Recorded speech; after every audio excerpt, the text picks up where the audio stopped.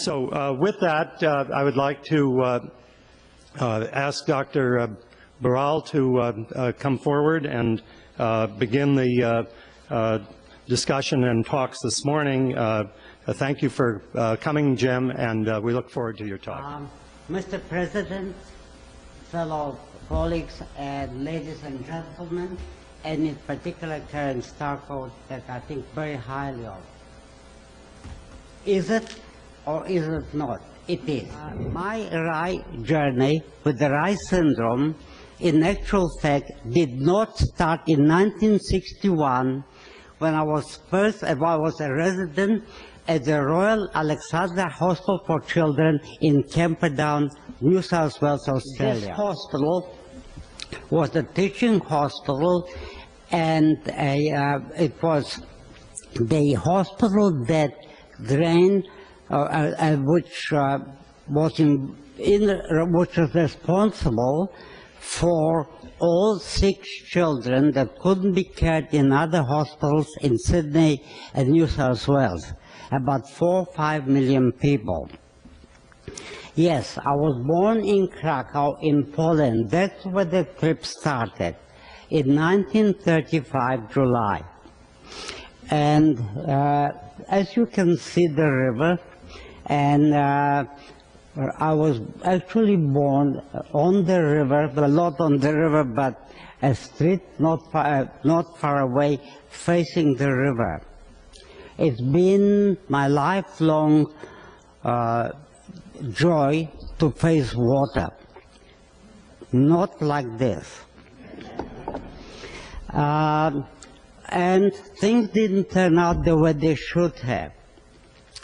In 1939, or September, life turned around upside down.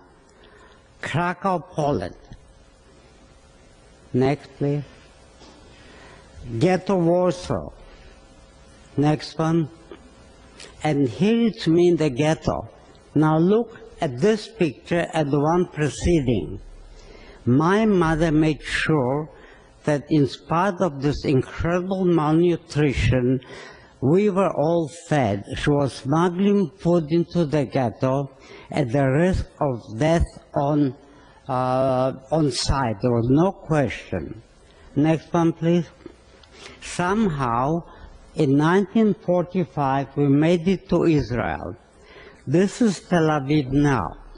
Those days, the population of so-called Palestine, Israel now, the Jewish population was about 600,000 people. Now it is about 7 million, and Tel Aviv's population exceeds 1 million. Next one. Now this is Sydney, Australia, when I made it in 1961. This is the view from our house in Vaucluse, overlooking the harbour bridge and the Opera House. Next, please. Now, I'm the reluctant bride or the reluctant pediatrician. I never wanted to be a pediatrician. It was not my ambition in life. Yet, without boring you with the details, in 1961, I made it to the Royal Alexandra Hospital for Children in Camperdown. As it happened, my first case was a case of Reye syndrome. Les Hardaker, in about 1951, he was a senior resident at the hospital, coined this eponym.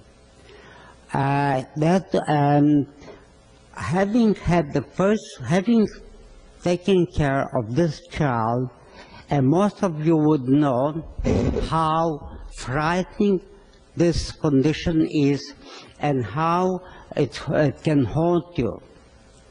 To all of you in this room that have suffered this horrible, whose kids have died from this horrible condition, I would like to offer my condolences.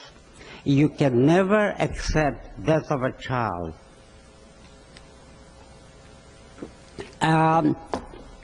the details of Reye syndrome have not been categorized, have not been put in any format. I went home, I spent up the whole night looking up Reye syndrome.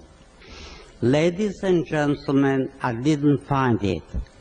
We didn't have Google, we didn't have Yahoo, we didn't have PCs, and I had to refer to the, I forget the name, or I'll think of it in a moment. Okay, I'll think of it in a moment. Nothing found, it was not described. I went back to the hospital the next day, and I started asking Reye syndrome, very embarrassed, very shy.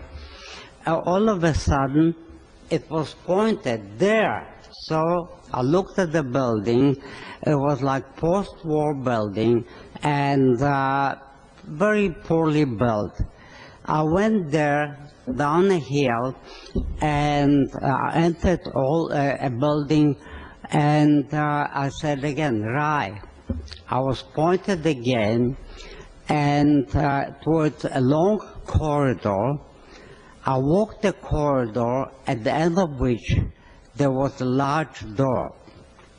The book, the name of which I forgot, was Index Medicus.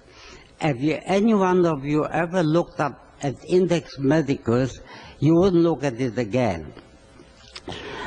This big door, which was intimidating to a lot of people, I've knocked on the door, and a tall, handsome man, Anglo-Germanic, opened the door and invited me in. The room was immaculately kept. This is Dr. Reye a little bit later. The desk, as which he said, was completely maintained. The room had a sense of sanctum sanctorum. The light, in Australia, there's about 256 days of sunshine a year.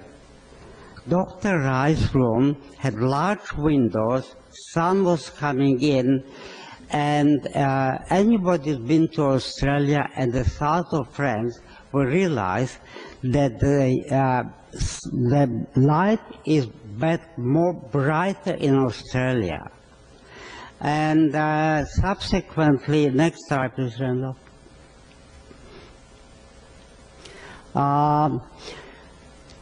I sat at this big desk, and I really don't think Dr. Reye knew who I was. I was only at the hospital for an extremely short time. And time became meaningless. Dr. Reye was more willing than otherwise to show me all he knew. He turned to the left and opened a drawer and pulled up slides from his first case of the Reye syndrome. In preparation for this talk, I realized that it's been commonly known that this large door leading to his room was very intimidating to residents and students, and very few people had the temerity to knock on the door. I knocked. And the Talmud says the cow wants to be suckled more than the cow wants to suckle. Dr. Reye wanted to teach. Dr. Reye wanted to pass information to the next person, not shoving it down the throat.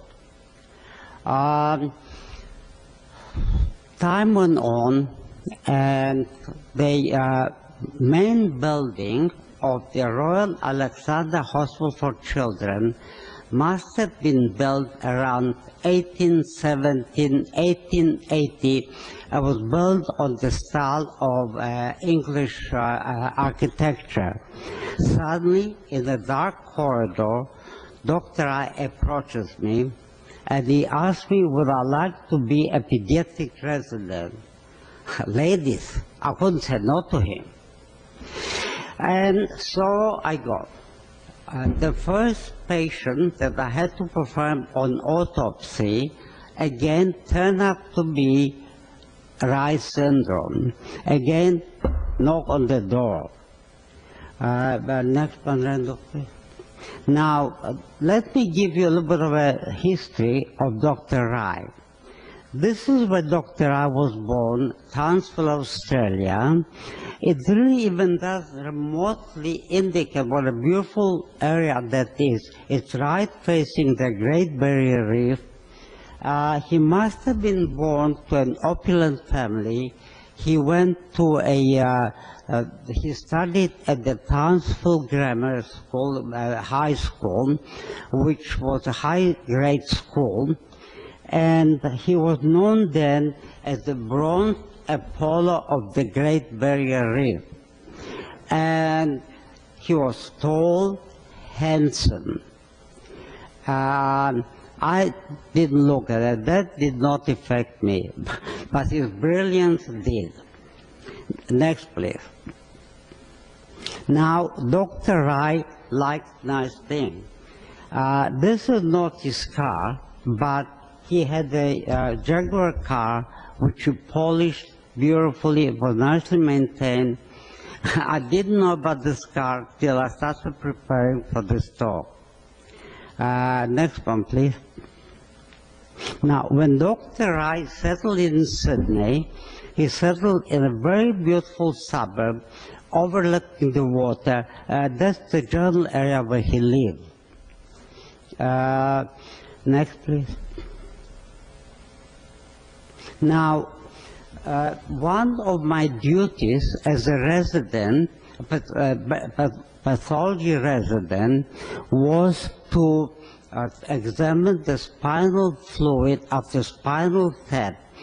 And usually in the evening, when a child was admitted with a potential Reye syndrome, I was waiting outside the room where the tap was being done. I was given a specimen, and I ran down the hill to the pathology building, quickly put the fluid under the microscope, and also I used an antiquated test to evaluate the sugar level, glucose level in the specimen. Now, if it turned orange, we didn't think the child had the Reye syndrome. Those days, and I'm not even sure now because I'm not very much involved in that, hypoglycemia was a vital aspect of the condition for all of us. Next, please. Shock, panic, fear. One day, Dr. Reye says to me, this time I had no idea where I was, would you like to write the clinical aspect of the syndrome, and he would write the pathological aspect. Ladies, English was not my first, second, third, fourth, fifth, and so on language. I think it was 8 or 9. So writing anything, let alone a clinical aspect of a condition with Dr. Reye, was frightening. Graham Morgan joined us, and this was probably the second best thing that happened to this whole thing. Graham Morgan had an excellent education, great knowledge of medicine. The combination was that our paper was accepted on the first submission. After Karen contacted me, Ann Cook, the librarian at the Children's Hospital, sent me this picture, and I'm here, we can see, I don't know if I pointed there, Randall, but what to me was most interesting, oh yes, I was young once upon a time, and there were 6 pathology residents in the department. Why he picked me, I have no idea. I was at the very bottom of the totem pole. I understand that I have a thick accent. You can tell me. I think you have an accent, not me. Certainly, it was incredible. And it really paid huge dividends, not the least coming to Columbus, Ohio, where I always wanted to visit. Now, Graham Morgan lived in a house overlooking the water. And I used to drive to his home, and we would sit in his house, sometimes up a hill, with hearing the sounds of the water and gentle breeze blowing. And we were tabulating every word, every comma in the charts we had. Even with this huge task, I would like to say that those were by long stretch incomplete, it was incomplete information. When the child came to the hospital, they usually died within 27 hours of admission. The last thing on our mind would have been to write a chart, details, and ask them if they took aspirin. And since some children have been sick for up to 3 weeks before coming in, do you think you would remember? Now, if you had a headache, don't you take it? 3 weeks later, would you remember? I am challenging you all that considerably more children took aspirin. It was a very standard, harmless medication.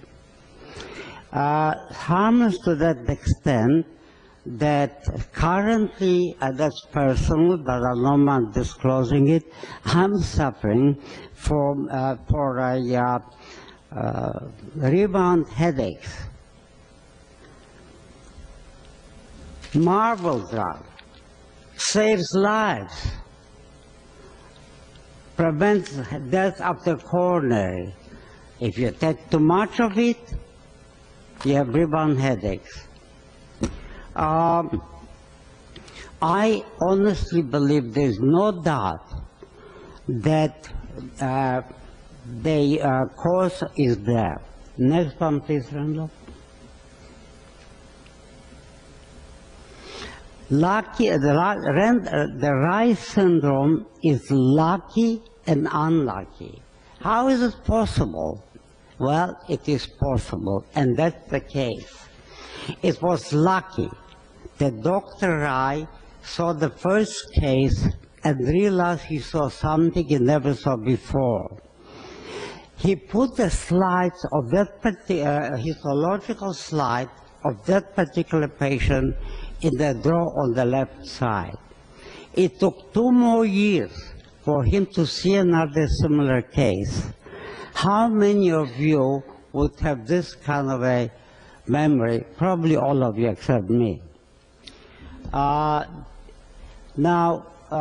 not to blow my trumpet, my meeting with Dr. Reye stimulated further excitement and move towards the publication of this condition. Lucky we were with Graham Morgan, who had proper education, good command of the English language, and as I said before, our paper was accepted without one revision. Next one, please. Now, there's a timeline in this whole thing. Dr. Reye was born in 1912. I was born in 1935, and I think that Graham Morgan must be 2 or 3 years older than me. The Reye Syndrome Foundation was established in 1974. I'm sure, I would never ask a lady her age, but Karen Starko came onto the scene, continuing the timeline. And with her determination, with her tenacity, her brilliance, the Reye syndrome would be cured, would be prevented, and already to a great extent.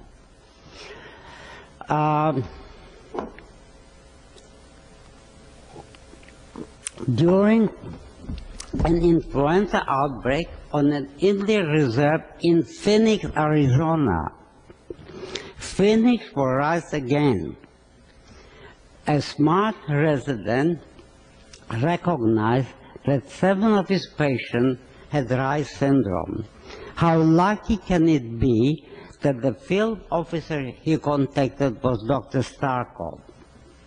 Dr. Starko right away put the association between the influenza, other viral infection, and the aspirin. She also had to fight with the large pharmaceutical industries to label the bottles of aspirin about the danger of taking aspirin. Next one. Now, ladies and gentlemen, nice chart, isn't it? 1979, possible reported case. By the way, it was done by New England Journal of Medicine, and I believe Dr. Schomberger is here. Would you rise, please? Okay.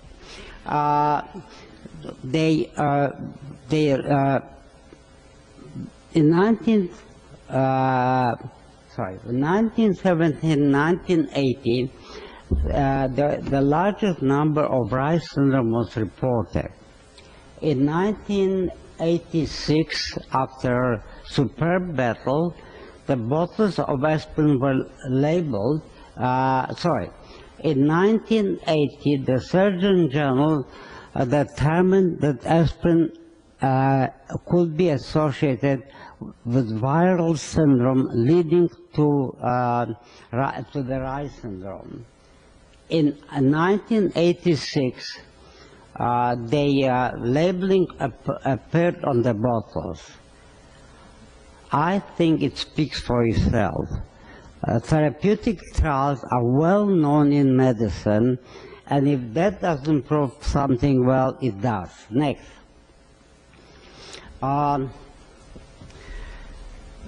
As time went by, Dr. Reye, well, myself, I can speak for myself first, I had little to do with the Reye syndrome. In 1984, there was an article in the New England Journal of Medicine trying to change the eponym Reye syndrome.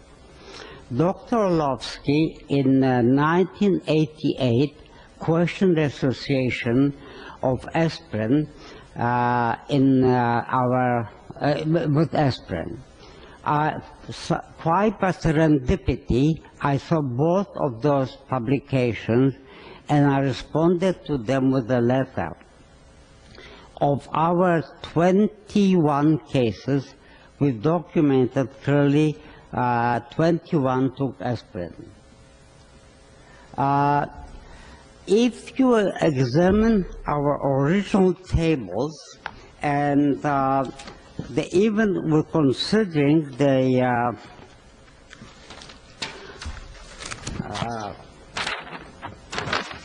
poor evidence, we still can see how many children took aspirin. Ladies and gentlemen, we had the evidence. We were blinded, we didn't see it.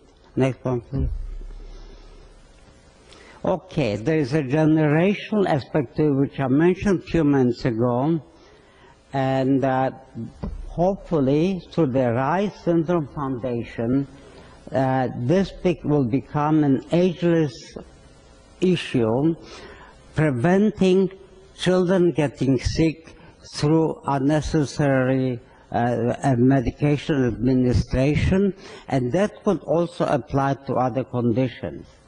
I heard people say you can get Reye syndrome without taking aspirin. Yes, you can get melanoma without being in the sun.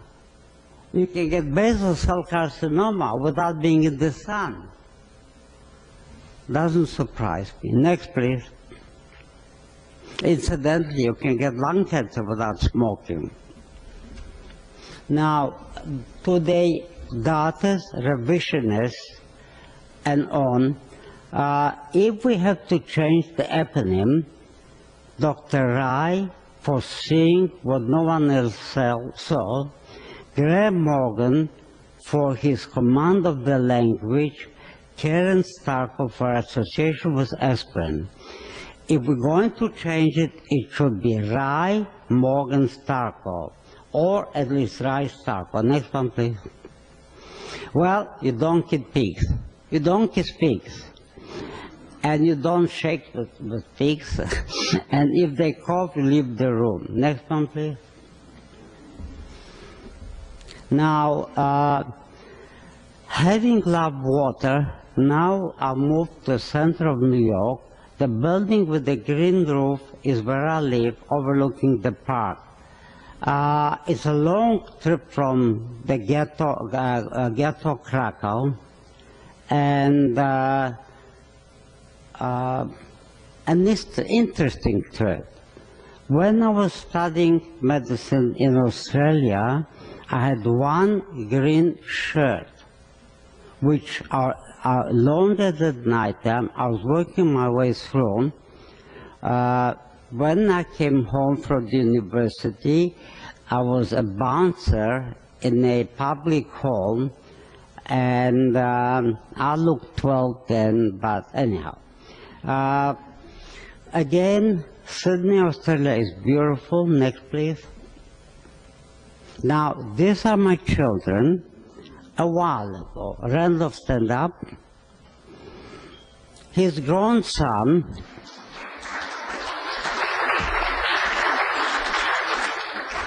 he may not have given, he probably was not given aspirin. Next one, please. Grandchildren certainly were not given aspirin. Next, please. And, of course, Columbus, Ohio. Thank you, everybody.